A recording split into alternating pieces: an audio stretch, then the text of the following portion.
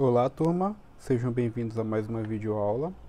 Hoje nós vamos concluir a parte de Revolução Puritana, que faz parte do nosso conteúdo de sociedades inglesas do século XVII. Carlos I, que foi quem assumiu o trono logo depois de Jaime I, seu pai, continuou reinando a Inglaterra de forma absolutista. Ele tomou decisões políticas e econômicas sem consultar o parlamento. Criou ainda impostos, concedeu empréstimos, bem como perseguiu e prendeu quem não acatava suas ordens. Diante desse contexto acumulativo de exploração e suspensão dos direitos civis, em 1628, o parlamento impôs um mecanismo político para frear as ações absolutistas de Carlos I. E esse documento, esse mecanismo é conhecido como a Petição de Direitos, pelo qual o rei não poderia fixar novos impostos, determinar prisões de forma arbitrárias ou convocar o exército sem autorização parlamentar.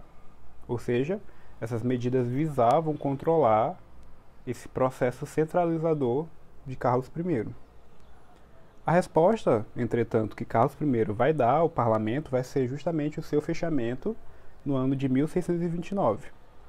Esse evento marca o acirramento do contexto de conflito e pré-revolucionário. Carlos I continuou então governando de forma extremamente centralizadora e absolutista.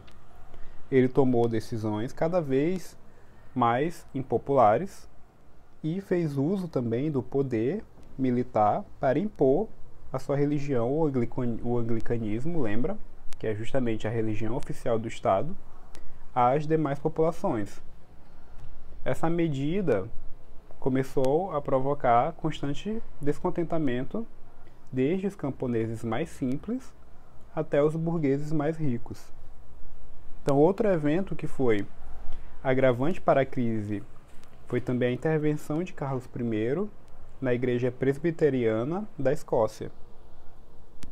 Nesse período, a Escócia ainda era uma região anexa ao Reino da Inglaterra. Justamente através dessa interdição na Igreja Presbiteriana, Carlos I ele pretendia forçar as pessoas a praticar o anglicanismo, que era justamente a religião oficial do Estado. Entretanto, ele provocou uma rebelião armada dos escoceses contra a monarquia inglesa. Em 1640, e nesse ano a família real britânica já tinha fugido para a corte francesa, ficando na Inglaterra somente o Carlos I, diante da necessidade de arrecadar fundos para enfrentar a resistência dos escoceses, que esse conflito que ele criou justamente por tentar intervir na igreja presbiteriana, o rei viu-se obrigado a convocar mais uma vez o parlamento. Valendo-se dessa situação, o parlamento de oposição ao rei procurou forçá-lo a cumprir a petição dos direitos. Ao se negar a assumir tal compromisso, que segundo o rei feria a autoridade divina, da qual alegava ser o legítimo representante, Carlos I tentou invadir a sede do parlamento, sendo entretanto impedido pelos parlamentares de oposição e pela população.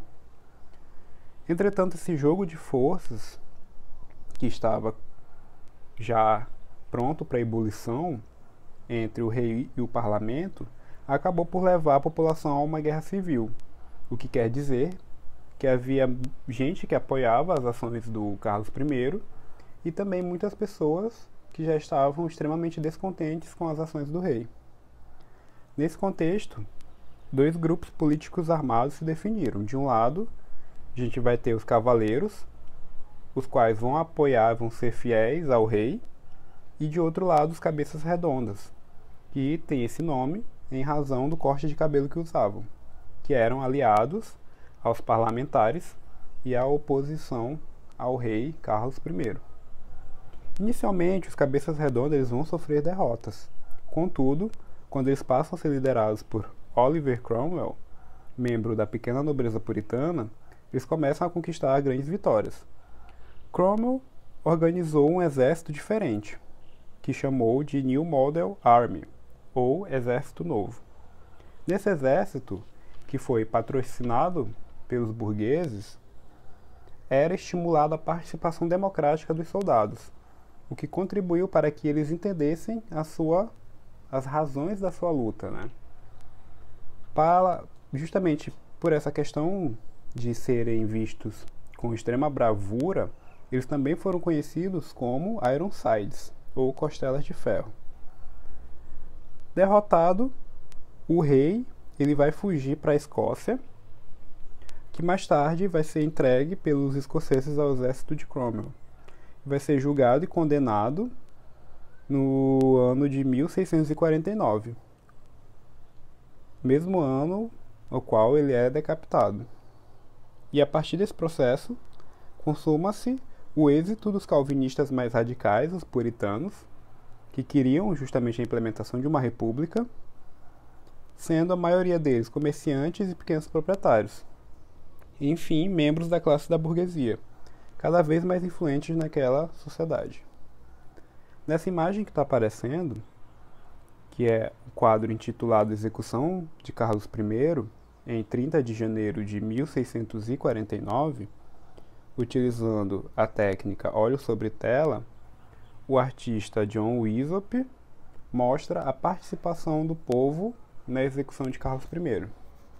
A execução de um rei, nesse período, tinha um forte sentido simbólico em uma época em que os reis ainda desfrutavam de poderes absolutos. Os medalhões, se olharmos em sentido horário, a partir do superior esquerdo, mostram Carlos I, o executor de Carlos I, o povo mergulhando suas roupas no sangue do rei morto e o rei sendo conduzido para a execução.